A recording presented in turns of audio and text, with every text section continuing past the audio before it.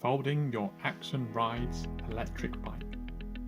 Stand next to the bike on the opposite side to the chain. Put the pedal closest to you to its lowest position and fold away the stand. Now undo the quick release and push the seat post to the bottom. Next comes the frame hinge and the handlebar hinge. Now hold the seat and the handlebars and fold as shown.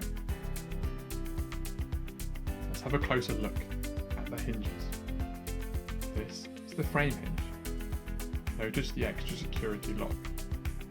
And this is the handlebar hinge.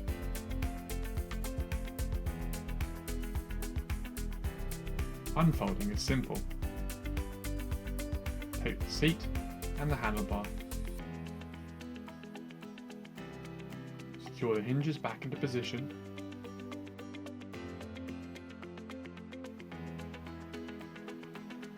Now return your seat to your desired height, and you're ready to ride.